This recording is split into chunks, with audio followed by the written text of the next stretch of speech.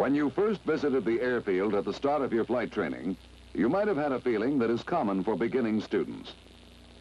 I may be able to fly one of those things, but takeoffs and landings, that looks tricky. It isn't easy, but on the other hand, you know by now that it isn't as difficult as it looked that first day. To clear up any confusion that may still remain in your mind, we will spend the next few minutes... Why don't you lay off the chit-chat and just tell them we're going to show them how to get up in the air and back down again without busting nothing. If you'd give me a chance, that's just what I was coming to. We all read the title at the beginning of the picture. Let's go. Why did I ever let you in here? Okay, we'll go. Here is an airfield with the wind direction indicated. Traffic into and out of the airfield follows a definite pattern like this. We will use one runway for simplification. Each part of the pattern has a name. The takeoff leg, the crosswind leg, the downwind leg, the base leg, and the final approach. We will discuss the 180-degree side approach using a 1,000-foot pattern. Takeoffs are made into the wind to take advantage of the additional lift initially provided by the wind. After becoming airborne, you climb out on a straight ground track until you reach traffic pattern altitude. You make a 90-degree turn onto the crosswind leg, followed shortly by a 45-degree turn in the opposite direction, either level or climbing, to take you out of the pattern. On returning from your flight, you re-enter the pattern in a definite manner. Enter traffic at a 45-degree angle to the middle third of the downwind leg. As you approach at this angle, watch other aircraft in the pattern and time your entry so that you are properly spaced. Actual landing procedures start here, but we'll deal with these procedures later. You make a 90-degree gliding turn here onto the base leg, then another 90-degree gliding turn onto final, and touch down at the approach end of the runway. The virtues of a traffic pattern are obvious. All traffic is moving in the same direction and at the same altitude. Planes can exit without interfering with incoming planes, and traffic can enter at an angle that gives an excellent view of planes already in the pattern. Now let's deal with the technique to be used in various parts of the pattern. First, takeoff. You have arrived at the number 1 position. You take off next. Set your flaps for takeoff. Now you set your directional gyro to the runway heading and cage it, and complete your pre-takeoff procedure. Taxi out and line up with the center of the runway. As you roll forward, adjust your pedals to make sure that your tail wheel is aligned with your direction of takeoff. Then uncage your directional gyro. Use your power for takeoff correctly. Push it smoothly forward all the way to full power. As the plane rolls forward, hold back pressure on the stick to keep your tail wheel on the ground. Keep your heels planted firmly on the floor throughout the takeoff. As speed builds, you relax back pressure on the stick and allow the aircraft to assume a shallow climbing attitude. You must use the proper elevator control to maintain this pitch attitude, or your tail will continue to rise to level flight attitude. Maintain this shallow climbing attitude until your plane flies itself off the ground. When you're positively airborne, maintain this pitch attitude until the aircraft attains the normal climbing airspeed with flaps, and then reduce power to 2,300 RPM, adjusting pitch attitude to maintain a normal climb. As you climb, track straight down the runway. When you have a safe altitude, retract your flaps to 0, maintaining your pitch attitude by increasing back pressure on the stick as your flaps come up. With flaps up, your airspeed will build to 80 miles an hour. Adjust trim and climb straight out, using a terrain feature dead ahead to hold a straight course.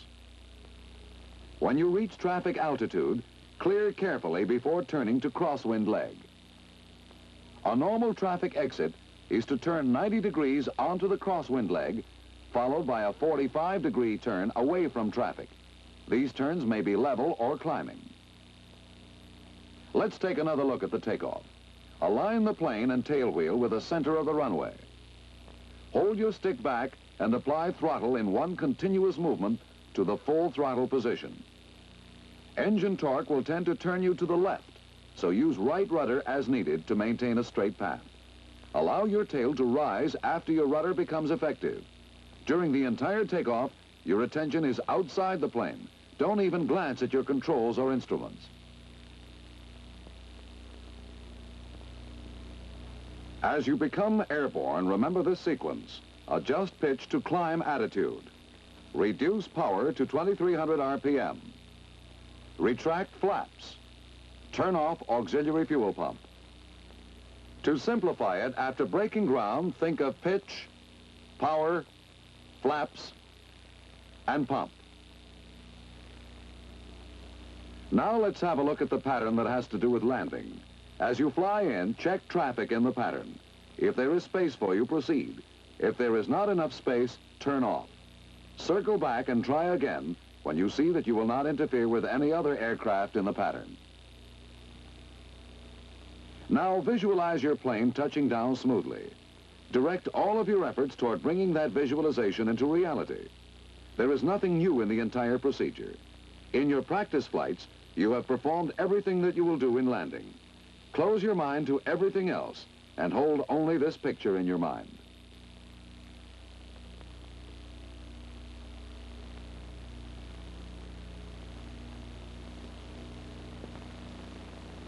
Here's how you manipulate your plane to bring it about. Make a 45-degree entry leg. From this angle, you can see other traffic very clearly. Make another 45-degree turn to downwind leg. As you level your wings, start your pre-landing check. Fuel selector valve on fullest tank. Mixture full rich. Carburetor alternate air to alternate air. Magnetos on both. Auxiliary fuel pump on. Primer closed and locked. By the time you complete this, you should be at a point opposite your visualized point of touchdown. At this point, close your throttle and allow your airspeed to diminish. Maintain your altitude by adjusting your pitch attitude as you slow down. As your airspeed approaches 80 miles an hour, establish your gliding pitch attitude and lower 30 degrees of flap. Then, make a 90-degree turn onto the base leg and evaluate your ability to complete the landing. Use your judgment as to whether to use more flaps and how much more to use. If you're a little off in your approach, you still have time to correct. If you're way off, start a go-around. Don't attempt to correct the impossible. The tight turn you make to final will depend on how well you have positioned yourself. If you have the proper position and altitude, you will make a normal turn. If you're a little low, start your turn early and make it a shallow turn.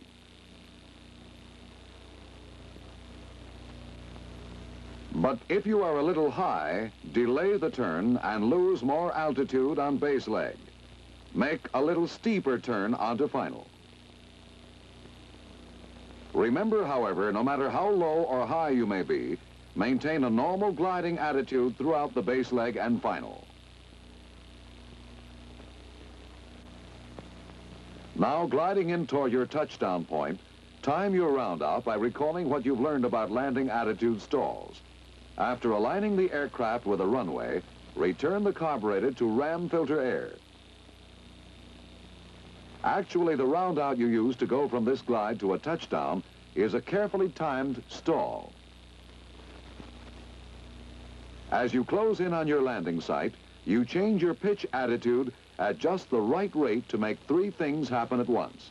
You assume a three-point attitude, stall the aircraft, and contact the ground. When those three things happen at once, I heave a big sigh of relief. It's not easy being a bird dog at a flight school. Oh, come on, bird dog. It's not as bad as all that. Yeah? I deserve a tour in Hawaii. Anyhow, you said two real good things so far. Close your mind to everything except that mental picture, and remember what you learned about glides, turns, and stalls.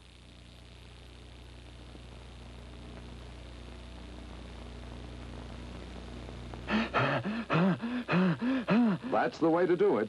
Keep your mind full of what you've already learned, and you'll forget that you expected it to be difficult.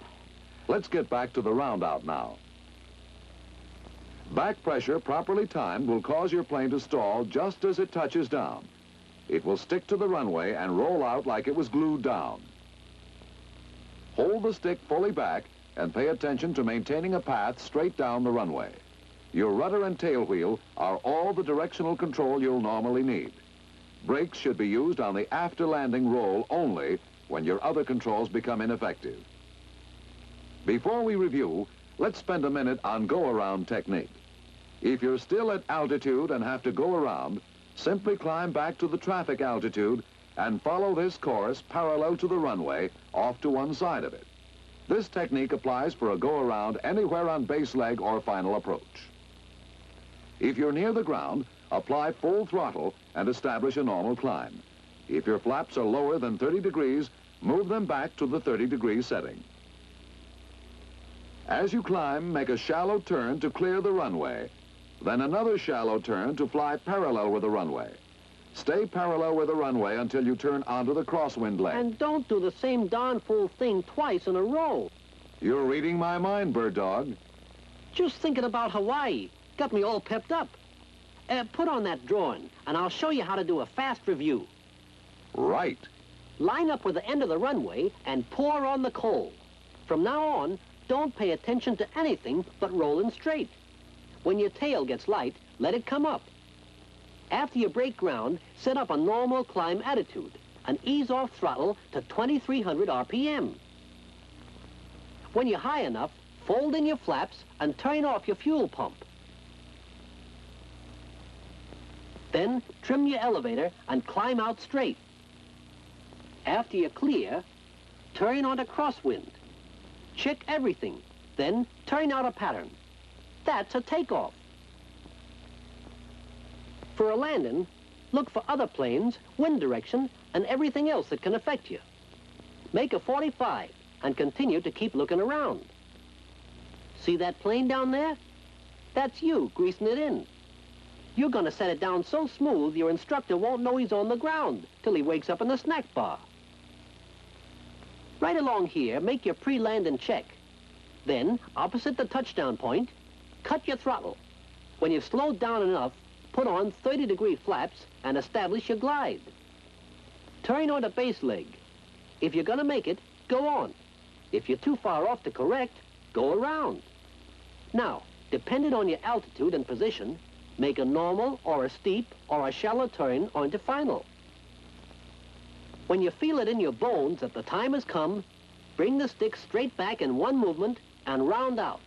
Do it right, and you'll be 3 wheels on the ground in a stall, and we'll be friends for life.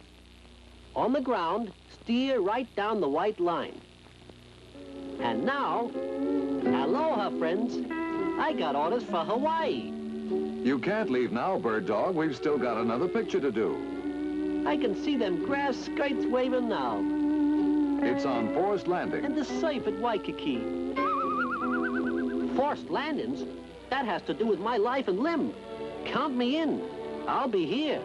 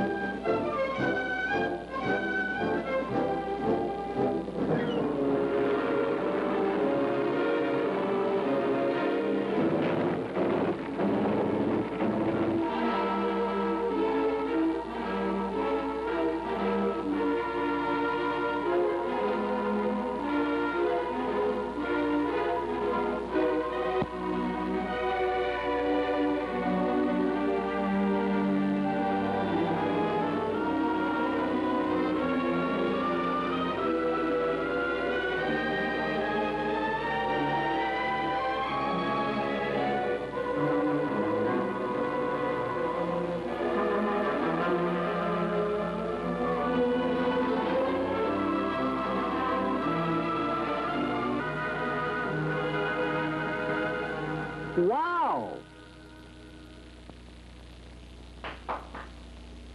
That pilot deserves a gold star from every bird dog in the United States Army.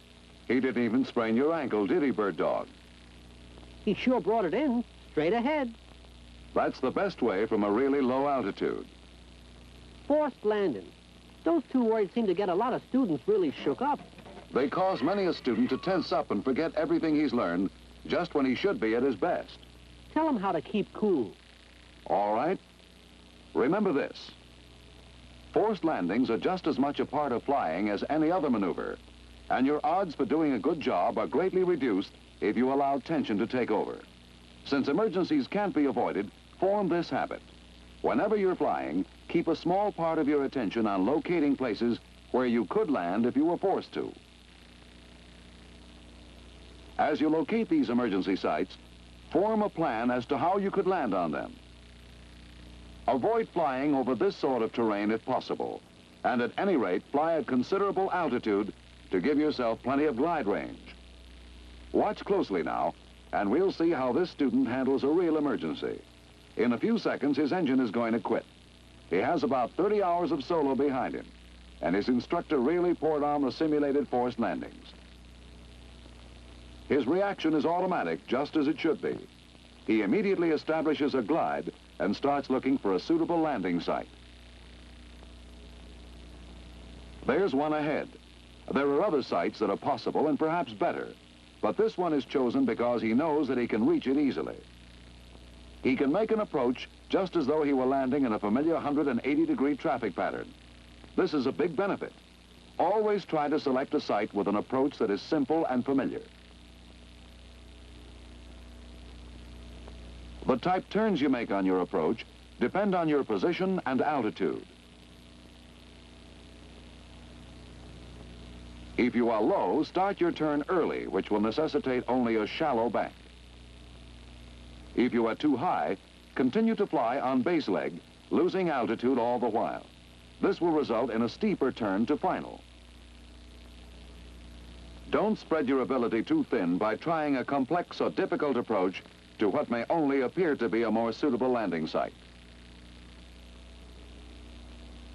If you have sufficient time to attempt a restart, try it after you have planned your approach. Use flaps as necessary, just as you would in the traffic pattern.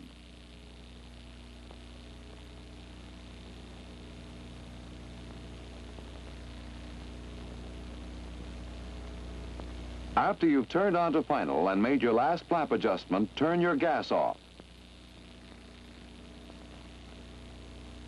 Turn off all switches. Then lock your shoulder harness.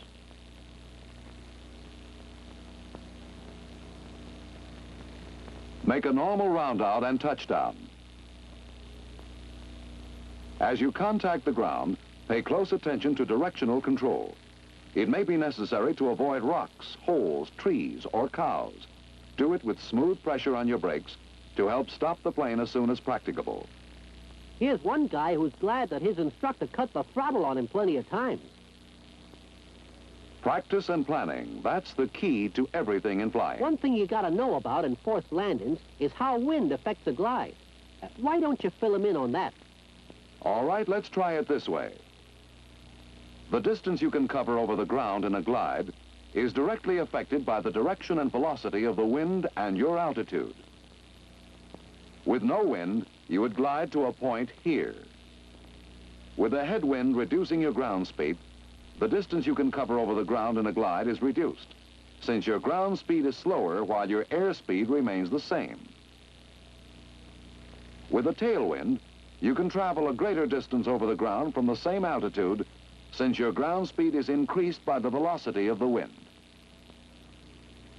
We can see how these facts affect you in an emergency by looking at this situation.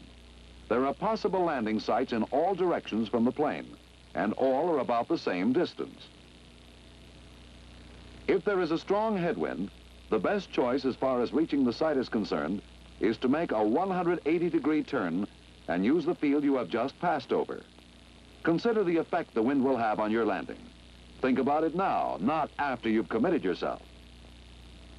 If the wind is from the left, you'll be able to make it to a field to your right with the added benefit of the greater distance that can be covered gliding downwind. Wind can be used in just the opposite way. If your choice of landing sites should be quite close to your position when the emergency occurs, the headwind will decrease your glide distance and help to prevent overshooting the field. Wind is an important factor in gliding to the field you have chosen, but don't overestimate your ability. Truer words were never spoke. When you're playing with trouble, don't bet on an ace in the hole that you ain't got.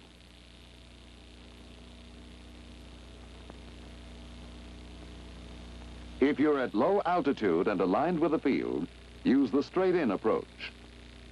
If the field is off to your left or right, use the 90-degree side approach. If you have sufficient altitude and are approaching at an angle, use the familiar 180-degree side approach. This approach gives you an excellent opportunity to examine the strip.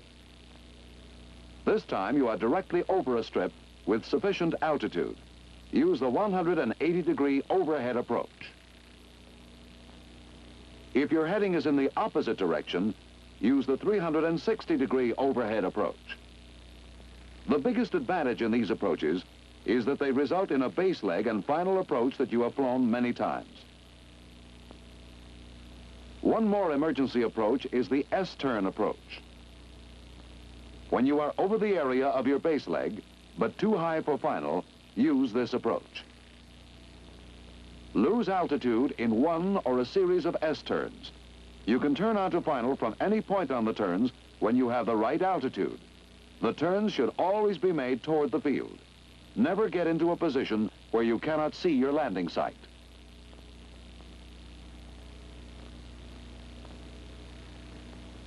Now let's return to the emergency landing we saw earlier. If your engine stops or ceases to put out enough power to maintain level flight, establish a glide and start making your forced landing plan. Do this before making even the briefest cockpit check. Each time an actual or simulated forced landing occurs, you must formulate a plan for the particular situation. There is no technique which applies in every situation. Each forced landing is a unique situation, and each has problems that will never again be duplicated. When your site has been chosen and your plan has been made, stick to it. Don't change your site or alter your plan unless it becomes obvious that you are just not going to make it. If you have time, make a complete cockpit check and attempt a restart. But remember, the pilot who becomes so involved in an elaborate cockpit check that he loses control of his airplane even for a moment is exhibiting poor judgment in its worst form. Examine the field you will land on and plan how you will avoid any obstacles it presents. Here's a technique that will help you. As you plan your approach, mentally divide the strip into 3 equal parts. Make your approach to the center third of the strip. When you are sure that you can make it to the center third of the field, use your flaps to move your touchdown point into the first third of the field. In this way, you will avoid landing short. On the subject of flaps, be sure that you have made your final adjustment before you turn off your battery switch. Don't lock your harness before you have done everything that requires leaning forward. Then round it out and glue it down. Then steer, brother, steer. I'm a very forgiving guy, but I can take just so much. Calm down, Bird Dog, calm down. That's the first rule for forced landings. Don't let tension take over. That's right. You said that way back at the beginning. Right. And what else did I say? Well, you said lots of important things like don't fly over terrain you can't land on, and if you gotta go there, stay high so you can glide a long way. Then you went on about the wind and how it can shorten or lengthen your glide distance. The next thing I remember is about using familiar approaches instead of trying something fancy. That S-turn bit was good, because you can lose altitude without missing your shot at a good turn onto final. Then you went over the whole thing again with some more good points. First thing is to establish a glide and look for a spot to set down. Try a restart or make a cockpit check only if you can do it without losing control of the plane. You said lots of other things, but we ain't got much more time.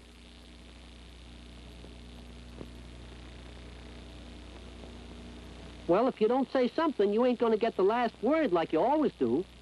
You say the last word this time, Bird Dog. Me? Okay. The best thing to do about a forced landing is to make a good pre-flight. Then, more than likely, you won't have no forced landing.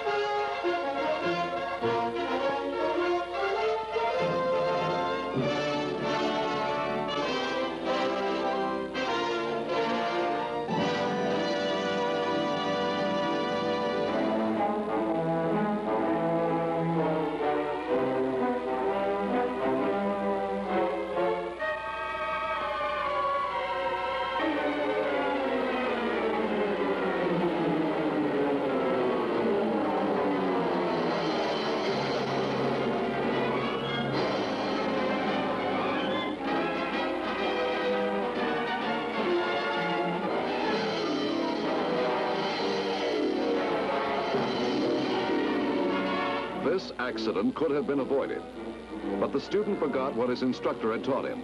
By not remaining calm, he lost directional control.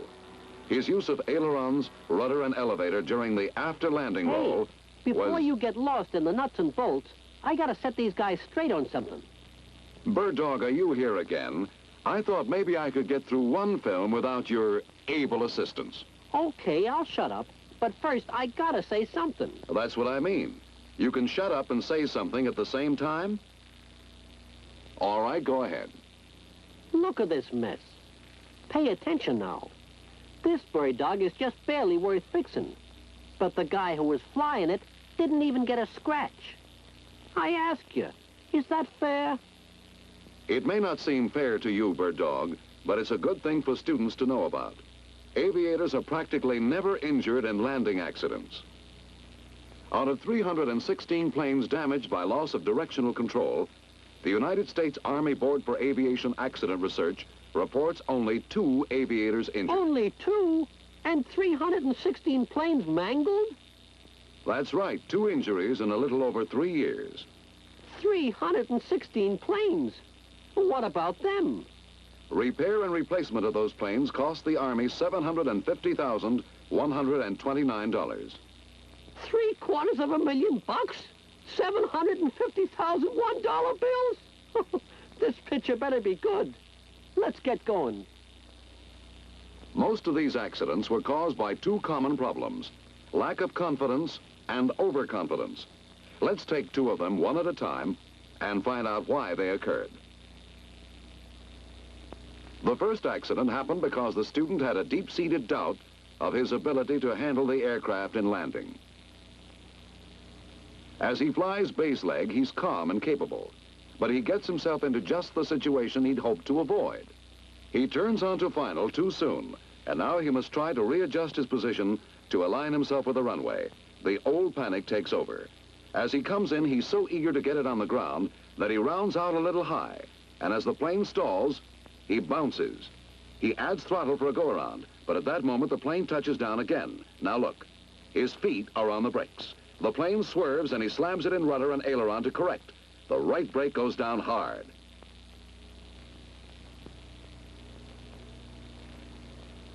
A severely damaged L-19 caused by loss of directional control. No, caused by a guy getting shook. Could he help that, Bird Dog? Sure he could. If he's got a weak point, like getting shook on landings, he works on it. Lots of guys get squeamy feelings. You gotta fight back with willpower and know-how. That's what the psychologists say too, Bird Dog. Make a small and willful attempt to control your emotions and you'll win every time. Right. As psychologists say, think about what you're doing and you won't have time to think about your heart going pitty-pat.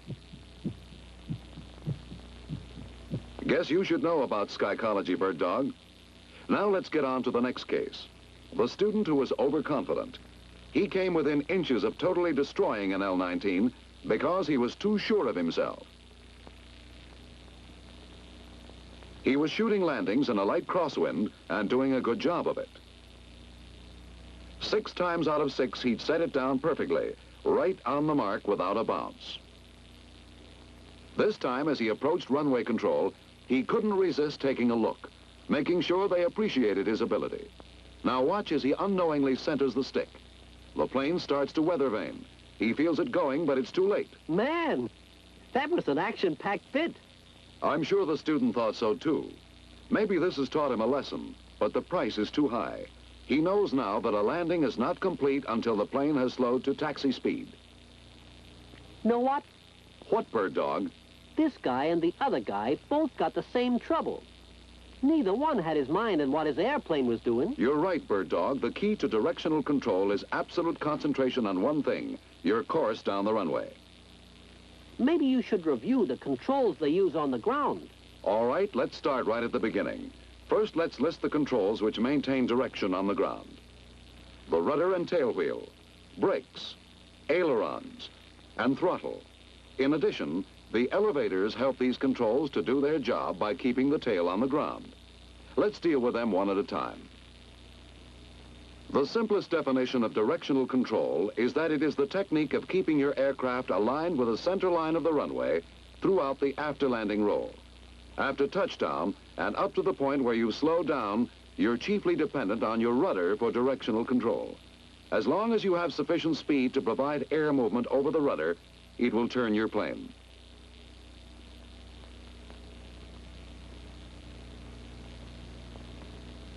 Now let's say that a gust of crosswind hits you immediately after touchdown. If you do not apply rudder correction, the aircraft will weather vane or turn toward the wind, causing a complete loss of directional control. In this same situation, a slight rudder adjustment promptly applied will compensate for the crosswind and keep you heading straight down the runway. The rapid forward movement of the aircraft causes a swift current of air to move over your rudder. Next, let's take a situation where you have rolled further down the runway and your aircraft is moving at a slower rate of speed. When the gust of crosswind hits you now, it would be more effective in weather vaning you, since there is a less rapid air current moving over your rudder. Therefore, a large rudder movement must be made to compensate for the crosswind and keep your heading correct. This third situation shows us still later in the roll, and the aircraft is now moving at an even slower speed. Therefore, the air movement over the rudder is now considerably slower. When the gust of crosswind hits now, any movement of the rudder pedal causes the rudder and steerable tail wheel to move. Working together, they compensate for the crosswind. At slower speeds, the tail wheel does most of the work as it moves with the rudder. Now let's see how brakes help us to maintain directional control. When a strong gust hits you and your crosswind adjustment of rudder and tail wheel is not correcting sufficiently, apply a little brake on the downwind wheel to correct the swerve. Brakes must be used smoothly and with moderation. It is easy to overcorrect and start to turn in the opposite direction. How do your ailerons affect directional control? From crosswind landing instructions, you know that if you have a crosswind, you must hold the stick into the wind throughout your landing. This is SOP. But let's say you don't have a steady crosswind. Instead, you have a variable wind. When a gust hits you like this, you weather vane into it. And your upwind wing rises. Your fuselage acts as a partial barrier, preventing the full force of the gust from passing over your downwind wing. Therefore, there is more airflow and more lift on your upwind wing than on your downwind wing. By applying stick into the wind, you decrease lift on the upwind wing and increase lift on the downwind wing. As a result of your correction, the upwind wing drops, and we realign the aircraft with the runway. What part does throttle play in directional control? If your aircraft starts to weather vane, attempt to correct by using the controls as previously indicated. If weather vaning persists, then add throttle. Here's how it works. Added throttle increases torque effect, which counters the weather vaning movement. At the same time, the increased RPM adds to the flow of air over your empennage control surfaces, improving their effectiveness. This causes your aircraft to be realigned with the runway. One word of caution. When using throttle, remember torque effect. It is easy to overcorrect with throttle, causing the aircraft to turn beyond the point of realignment. As we said before, the elevator helps all the other controls do their job by keeping the tail wheel on the ground. By holding your stick full back throughout your ground roll, the wind striking the elevators will force your tail down. This additional loading of the tail helps to prevent weather vaning and assists your rudder and tail wheel in steering your plane. In addition, by holding your tail on the ground, you keep the center of gravity behind your main gear. With the elevator up and the CG well to the rear, you can add brakes and also throttle without danger of nosing over. Here's an example of an aviator using all his controls properly to keep his aircraft aligned with the runway after landing. Do you have anything to add, Bird Dog? I'll review and throw in my 2 cents at the same time. Know what guys always say after rolling one up?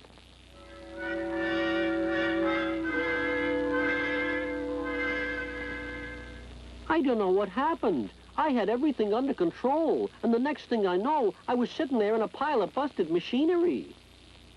That's a likely story. If you got everything under control, you know what's happening, and you don't bust nothing. Here's the list of things you get to work with. I ain't going through all the details of how to use them.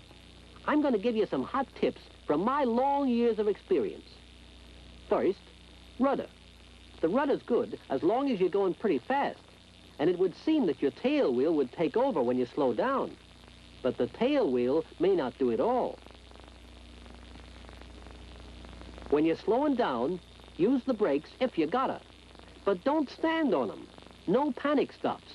Ease them on smooth and gentle. And if you got the rudder on, don't let it off when you use the brakes. Ailerons are more help than lots of guys realize. As soon as you feel a wing even suggest that it would like to go up, ease a little stick into it. Throttle sends a shot of air over your tail. With the engine speeding up, torque will pull the nose to the left, helping you to straighten your plane. Elevators. Stick full back whenever you're rolling out to help all the other controls to do their job. All right, Bird Dog, does that wind it up? One more thing. See these pedals? In the air, you can push them any darn way you want. Accidentally putting your brakes on at 2,000 feet ain't gonna hurt nobody. But on the ground, keep your heels on the floor when you use rudder, or you're liable to make a mess like this.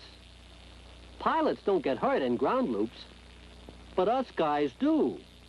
Someday, us guys are gonna get the upper hand, and you guys better look out.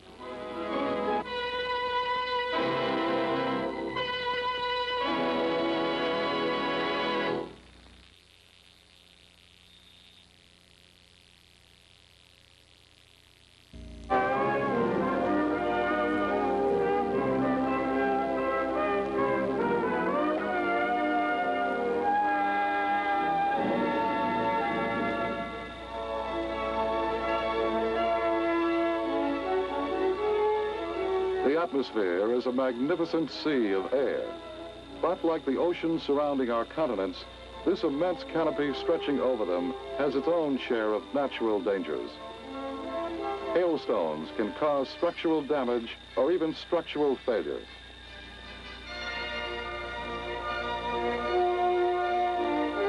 Freezing drops of water can enclose its front edges in an ever-thickening block of ice.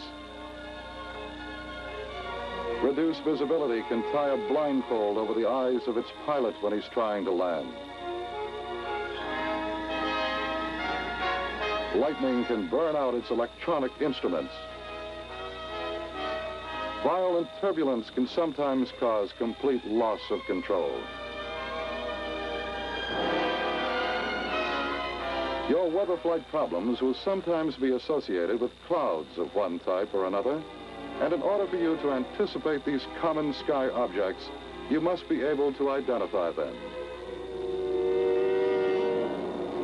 Meteorologists all over the world recognize 10 basic clouds of distinct shapes, shades, and altitudes. This film will identify these 10 clouds with their symbols, show their altitudes, show how, when, and where they develop, describe their principal characteristics, and discuss their flight hazards, if any.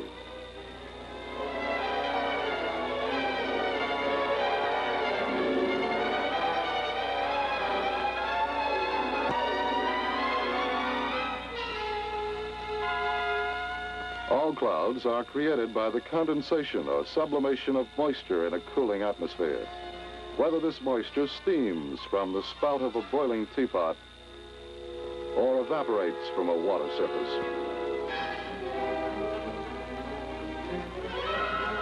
The moisture is first an invisible gas or vapor in the air. As this moist air is lifted in the atmosphere by vertical currents, the air gradually expands like a rising balloon. The expansion and cooling of this air continues. And then, rather suddenly, its invisible moisture condenses or sublimates into a visible mist or cloud made up of billions of tiny droplets of water or ice crystals. The temperature level where the cloud develops is called the dew point, and its Fahrenheit or centigrade reading depends upon the original degrees of humidity in the atmosphere. When air is damp, it may not have to drop very many degrees before it reaches its dew point.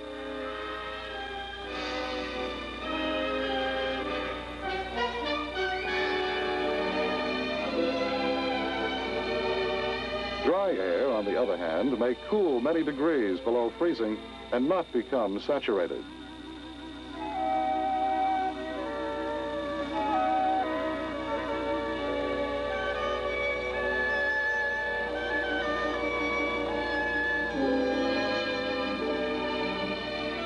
Some of what we call weather comes about when large masses of air of different pressures, temperatures, and moisture content come together. In much of the USA, for example, there is frequent conflict between warm, moist air masses coming up from the Gulf of Mexico and cold, dry air masses coming down from the Yukon and other inland regions to the northwest.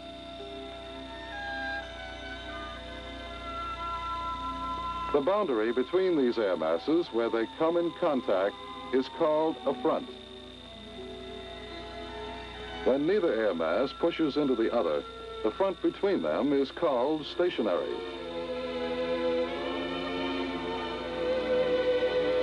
When the colder air mass retreats from the warmer, its trailing edge is called a warm front. When, however, the colder air mass pushes forward into the warmer, its leading edge is called a cold front. As a cold front advances, its greater density causes it to push in underneath the comparatively moist, warm air in its path and toss it into a sudden, upsweeping motion. As it rushes up into the sky, the moist air reaches its dew point level, then begins to condense. From this point on, it usually starts building up into the violent but beautiful thunderheads called cumulonimbus. The height of a cumulonimbus is closely governed by the altitude of the freezing level within the cloud, which is why it may rise up to as high as 50 to 60,000 feet during hot weather. And the higher it is, the more dangerous.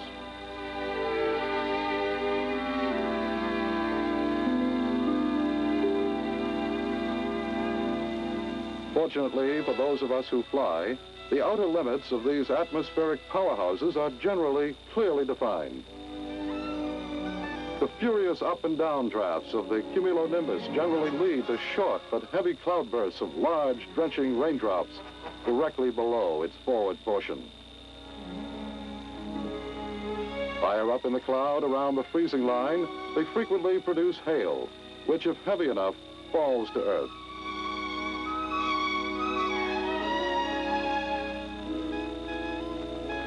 In addition, static created by the turbulence soon builds up powerful positive and negative charges of electricity in segregated parts of the cloud, resulting in the multi-million volt discharges known as lightning. The forward part of a cold front, which usually moves from west to east or northwest to southeast, is like a giant broom sweeping the sky clean and leaving behind it clear, high-pressure atmosphere.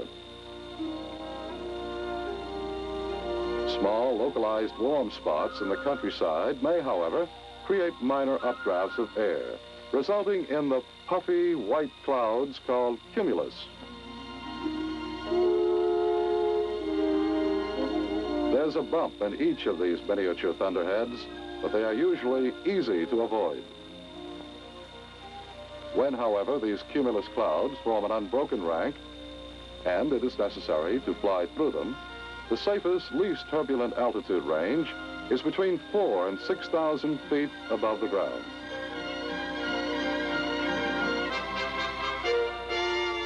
Before we leave the cumulus family, we should mention that the sharply rising air currents and cauliflower clouds associated with cold fronts can also be created by air rising up the windward slopes of steep mountain ranges.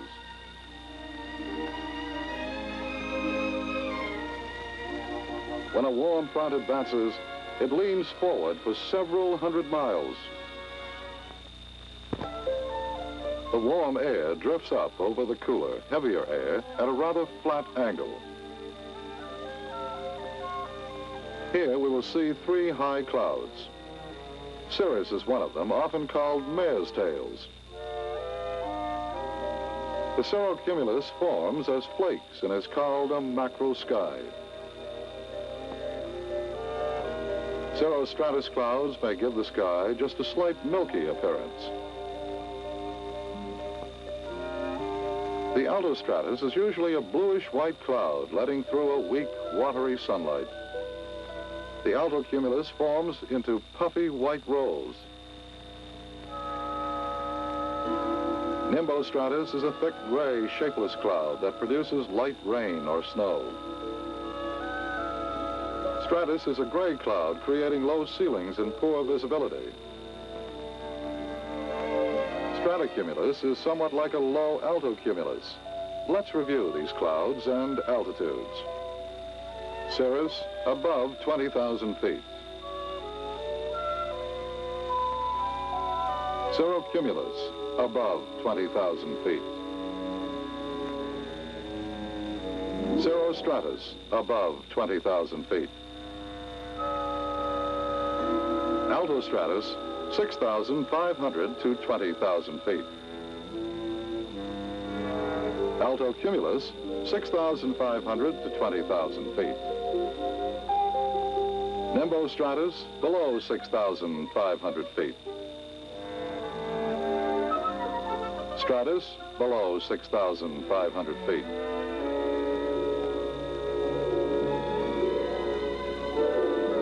Stratocumulus, below 6,500 feet. As the warm front advances toward the north, light rain or snow begins to fall from the altostratus and nimbostratus.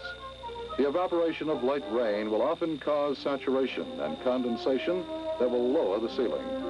Since the stratiform cloud is composed of small water droplets, rime ice can be a serious hazard.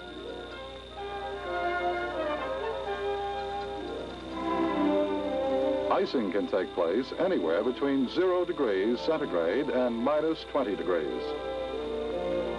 Icing can also occur, however, in much colder temperatures because water in suspension has the property of supercooling down to as low as minus 40 degrees centigrade and yet retain its liquid globular form until something like the surface of a moving plane comes in contact with it and causes it to solidify.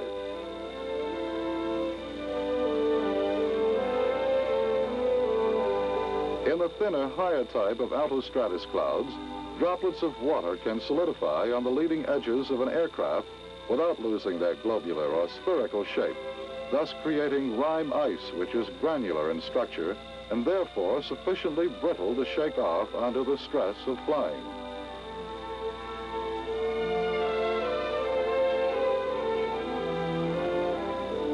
A good example of rime ice is the freezing substance which accumulates in the freezing compartment of the refrigerator when it needs defrosting.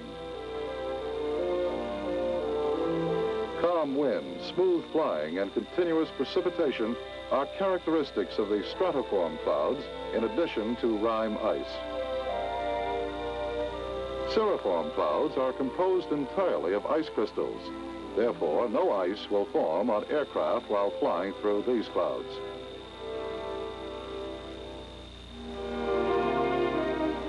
The cumulonimbus can be identified by its vertical development.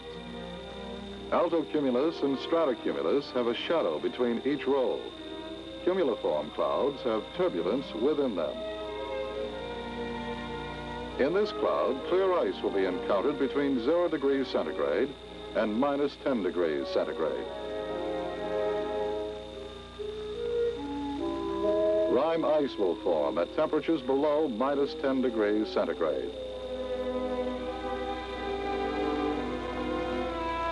Clear ice can also form if you fly through freezing air and relatively warm rain starts falling from above. A good example of clear ice is an ice cube, which is very cohesive and difficult to break loose. So far in this film, we have related the formation of clouds to frontal conditions. Clouds also develop within air masses. When moist air flows over a warm surface, the bumpy cumuliform clouds tend to develop.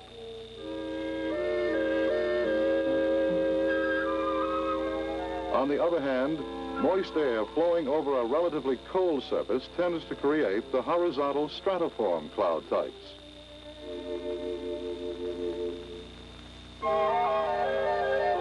In summary, the atmosphere is an outstanding travel route with natural hazards such as severe turbulence, icing, and poor visibility, or just clear skies.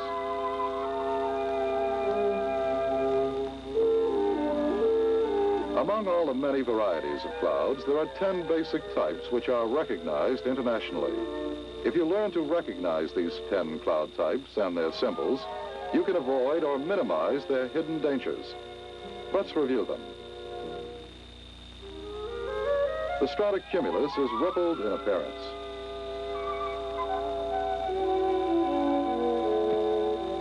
The altocumulus form into puffy white rolls.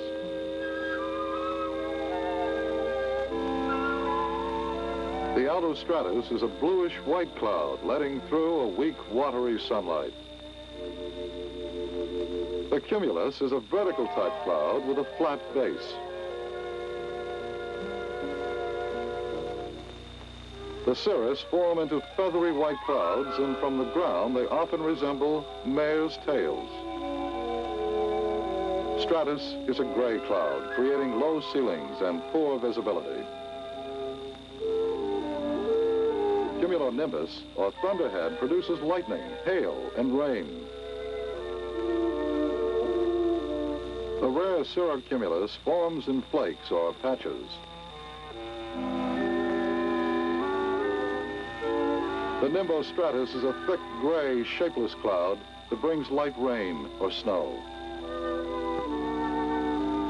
Cirrostratus may give the sky just a slight milky appearance. By studying photographs, you can become familiar with the 10 basic members of the international cloud family. But the best way to know them is to see them with your own eyes, not only from the ground, but also from the air.